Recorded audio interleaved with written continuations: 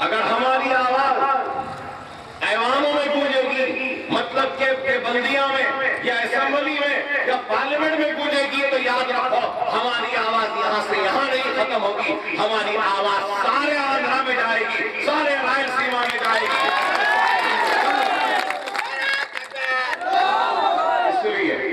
इसलिए जमहूरियत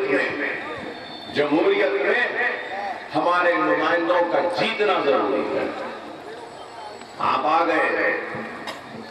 आ गए सुनने को, हम आ गए सुनाने को।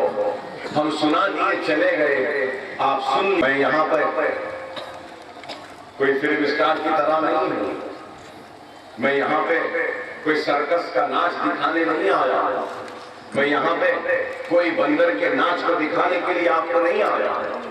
मेरे भाई, अगर आप सच्चे हैं, दीनदार हैं, तो खुदा के लिए मेरी बातों को सुनो, समझो और उस पर अमल करो। ऐसा नहीं कि आए हम बोल दिए चले गए, आप आए सुन लिए चले गए, ऐसे नहीं होना। अमली तौर पे अपने जिंदगियों में तब्दीली लाओ, अपने जिंदगियों में तब्दीली लाओ, अपने रूठे हुए अल्लाह को मनाओ, अपने गुनाहों से तौबा करो और अल्लाह को राजी करो। अगर हम अपने गुनाहों से तौबा करेंगे, अपनी जिंदगियों में तब्दीली लाएंगे और अपने रूठे हुए अल्लाह को मनाएंगे, तो याद रखो तुमसे कोई भी मुकाबला नहीं करेगा। जो भी आगे बढ़ेगा वो शिकस्त खा के लौटने पे मजबूर होगा।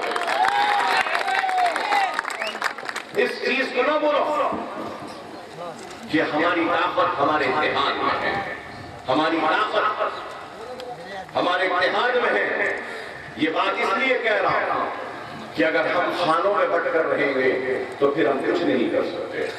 आज हर मुसलमान नौजवान, अत्थड़ उम्र का मुसलमान या फिर ज़ईफ़, मैं आपसे कहूंगा कि याद रखो, अगर तुम मसाजिदों को वीरान रखोगे तो फिर दुश्मन मसाजिदों पे बुरी नजर उठाकर देखेगा।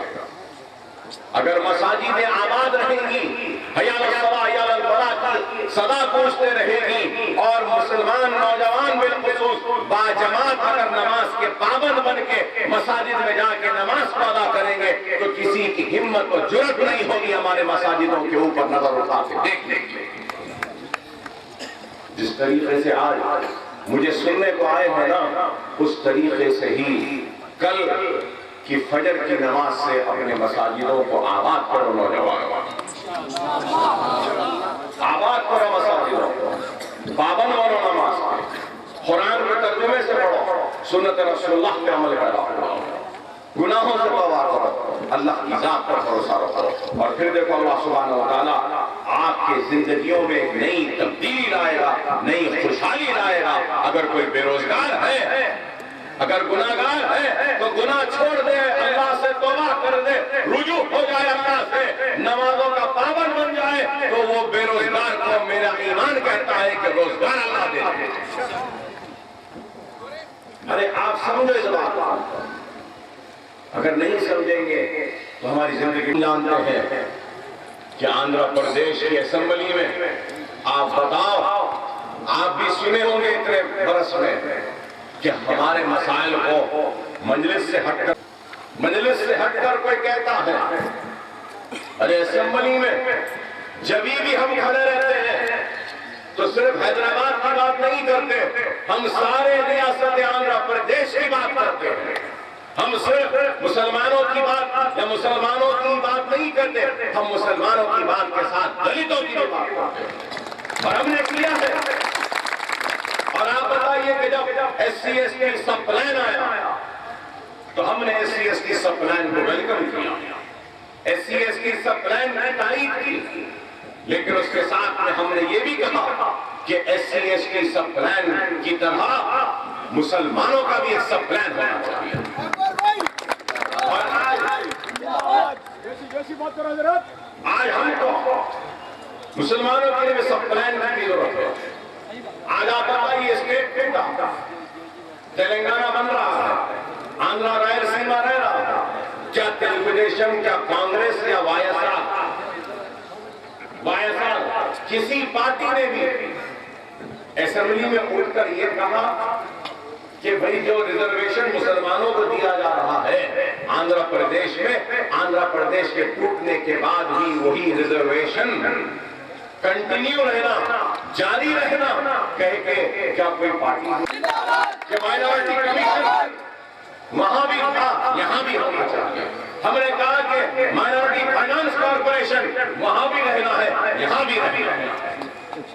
और किसी ने कहा, कोई नहीं कहता, मेरे भाई याद रखो, स्टेट एक था, प्री मैट्रिक, पोस्ट मैट्रिक, फिर पीएचडी, मास्टर्स तक जो स्कॉलरशिप मिल रही है, ऐसे लोग हमको कुछ कर सकते हैं? नहीं मेरे भाई। असेंबली में राजशेखर रेड्डी साहब जब चीफ मिनिस्टर थे तो उठकर मैंने तकरीर की थी और कहा था कि मुसलमानों के साथ इंसाफ करो रेड्डी साहब। कब तक ना इंसाफी होगी? क्या मुसलमानों ने आपको वोट नहीं दिया? अरे मुसलमानों ने वोट नहीं दिया होता तो कांग्रेस आज जीतती नहीं थी। हमने वोट दिया, उसका नतीजा है कि आप चीफ मिनिस्टर बने, कांग्रेस इख्तियार पर आई। अगर हमारा वोट नहीं होता तो आप नहीं आते। तो उठकर मुझे बोले, हाँ अकबर बिल्कुल सही है कि आप लोगों की वजह से, मुसलमानों की वोटों की वजह से मैं जीता। तो मैंने उनसे कहा कि आपने वादा किया था रिजर्वेशन का, कब मिलेगा रिजर्वेशन? आपने वादा किया था कि मुसलमानों को उनका हक देंगे, इंसाफ देंगे, तो कब देंगे? तो बोले कि हाँ देंगे। फिर मैं खामोश बैठा, फिर और एक सेशन आया तो कुछ नहीं हुआ। तो मैंने तकरीर करते हुए कहा, रेड्डी साहब मुझे समझ में नहीं आ रहा है कि आंध्र प्रदेश में राजशेखर रेड्डी की हुकूमत है या नरेंद्र मोदी की हुकूमत है। तो राजशेखर रेड्डी साहब एकदम ऐसे देखने लगे मुझे, क्या बोल रहे हैं अकबर? मैंने कहा कि अगर मोदी की हुकूमत नहीं है, रेड्डी साहब आपकी हुकूमत है, तो मैं पूछना चाहता हूँ, एक एससी, एसटी और बीसी और वही स्कॉलरशिप मुसलमान बच्चे को 500 रुपए की है, उसको 10,000 की है उनको, तो हमको 100 रुपए की है। आप बताओ ये कौन सा इंसाफ है? 50 रुपये, 100 रुपये, 200 रुपये, 500 रुपये, 1000 रुपये, सबसे बड़ी स्कॉलरशिप 2000 रुपये मुसलमान की, और वही एससी, एसटी, बीसी को 1000, 2000, 10,000, 25,000, 1 लाख, 2 लाख। तो मैंने पूछा, बताओ साहब का ये इंसाफ है? तो बोले अकबर मुझे नहीं मालूम था। मैंने कहा अब मालूम हो गया, अब करिए और बता दीजिए कि यहाँ मोदी की हुकूमत नहीं है, बता दीजिए कि आप में मोदी में फर्क है। तो फंस गए, मजबूर हो गए और उठकर ऐलान किया कि मुझे नहीं मालूम था। अकबर ने कहा मुझे मालूम हुआ, मैं ऐलान करता हूं कि आज से मुसलमान बच्चों को एससी, एसटी और बीसी के बराबर की स्कॉलरशिप दी जाए। अब बताओ हम लड़कर लाए कितनी स्कॉलरशिप है आज भी मुसलमान बच्चों को? 280 करोड़ तक स्कॉलरशिप सालाना जाती है। स्कॉलरशिप इंजीनियरिंग करने वाले को स्कॉलरशिप, एमबीए करने वाले को स्कॉलरशिप, एमसीए करने वाले को स्कॉलरशिप, नर्सिंग करने वाले को स्कॉलरशिप, लॉ करने को स्कॉलरशिप, फिजियोथेरेपी करने वाले को स्कॉलरशिप। अरे जितने भी कोर्सेज करता है उसको स्कॉलरशिप है। और ये स्कॉलरशिप किसकी वजह से आई? मजलिस इत्तेहाद मुस्लिमीन की वजह से। न सिर्फ ये, आज रिजर्वेशन है तालीम में और रोजगार, ये रिजर्वेशन किसकी वजह से आया? मजलिस इत्तेहाद मुस्लिमीन की वजह से आया। लोग बोलेंगे कि कांग्रेस दी, राजशेखर रेड्डी साहब दिए और अकबर साहब बोल रहे कि नहीं इनकी वजह से आया। मैं उनसे कहूंगा कांग्रेस की हुकूमत आसाम में भी है, कांग्रेस की हुकूमत राजस्थान में भी थी, कांग्रेस की हुकूमत दिल्ली में भी थी। तो मैं पूछना चाहता हूं, क्या महाराष्ट्र में रिजर्वेशन है? क्या कर्नाटक में रिजर्वेशन है? क्या आसाम में रिजर्वेशन है? क्या दिल्ली में रिजर्वेशन दिया इन्होंने? क्या राजस्थान में दिया? नहीं दिए। तो फिर यहाँ भी कांग्रेस वाले कहते हैं कि कांग्रेस ने रिजर्वेशन दिया, तो फिर कांग्रेस वहां है, वहां क्यों नहीं दिए? इस वास्ते वहां राजस्थान में, दिल्ली में या फिर आसाम में या फिर कर्नाटक या महाराष्ट्र में रिजर्वेशन इसलिए नहीं मिला क्योंकि वहां पे आप जैसा इत्तेहाद नहीं, आपकी जैसी जमात मजलिस नहीं,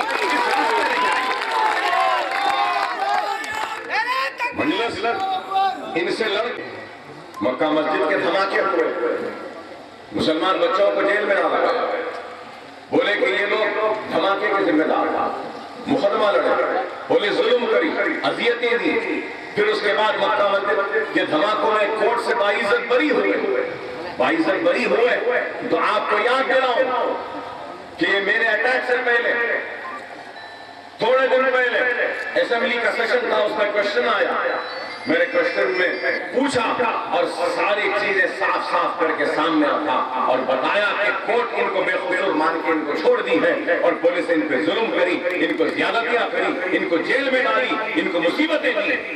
और इतनी बड़ी बहस हुई असेंबली में कि आखिर में वक्त के चीफ मिनिस्टर ने उठकर कहा कि अकबर साहब, मैं आपसे, मुसलमानों से और वो बच्चों के अफराद खानदान, वो बच्चों से माफी मांगता हूं कि हमारे से गलती हुई। नौकरियों से निकाल दिया गया, तालीम से निकाल दिया गया, इनको कॉलेजों से निकाल दिया गया। तो बोले क्या करना अकबर साहब? मैंने कहा आप एक कैरेक्टर सर्टिफिकेट दीजिए इनको कि ये लोग मक्का मस्जिद के धमाकों में मुलविस नहीं थे, ये लोग बेकसूर है, करके सर्टिफिकेट दिए। और इसके साथ हर बच्चे को पैसे दो ताकि वो कारोबार कर सके। और हमारे बोलने पर सर्टिफिकेट दिया गया और उनको पैसे दिए गए, उसके साथ माफी भी मांगी। महाराष्ट्र में धमाके हुए, अजमेर में धमाके हुए, वहां पे भी मुसलमान बच्चों को पकड़े, लेकिन स्वामी असीमानंद, वो प्रज्ञा ठाकुर, ये लोग मुलविस थे बम धमाकों में, ये साबित हो गया। उसके बाद क्या वहां के हुकूमत ने मुसलमानों से माफी मांगी? महाराष्ट्र में भी कांग्रेस की हुकूमत है ना, क्या वहां का चीफ मिनिस्टर माफी मांगा? नहीं मांगा। क्यों नहीं मांगा? इसलिए जैसे लीडर असेंबली में नहीं है। आप समझो इस बात को, बहुत सी बातें। अगर आप जमीनात के बारे में, हुकूमत कहती है कि 5.5 लाख एक फेज में, उसके बाद बोलते हैं कि 16 लाख एकड़ जमीन तकसीम की है। मैं पूछना चाहता हूं, नंदियाल के कितने मुसलमानों को जमीन मिली हुकूमत की, बता दो मुझे। किसी को नहीं। लेकिन हम लड़ते हैं असेंबली में, हाउसिंग स्कीम आई, कितने घर मिले मुसलमानों को? 2%, 3% थे। अल्हम्दुलिल्लाह लड़कर हम जियो निकाले कि अर्बन और रूरल एरियाज में 10%, 20% कंपलसरी मुसलमानों को अलॉटमेंट होना चाहिए। ये हमारी कामयाबी है।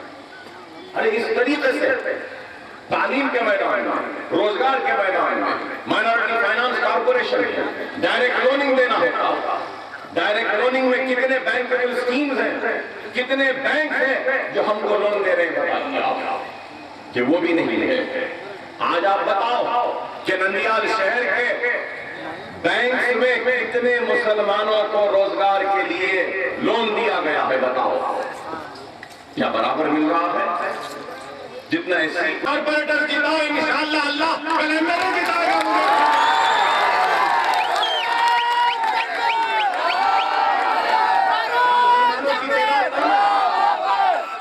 अगर कोई समझता है कि तेलंगाना बन गया, मंजिल वहां चले गई, मेरे भाई मैं आपसे कहना चाहता हूं कि अगर आप मुत्तहिद हो जाएंगे, मुनज़्ज़म हो जाएंगे, तो याद रखो हम करनूल की सीट जीत सकते हैं, हम नंदियाल जीत सकते हैं, हम अधूनी जीत सकते हैं, हम कदरी जीत सकते हैं, हम रायचोटी जीत सकते हैं, हम कल्पा जीत सकते हैं। अगर आज ये स्टेट के टूटने के बाद 7 MLA कम हो गए तो मैं बता रहा हूं कि 7 की जगह 10 MLA तुम्हारे जीत सकते।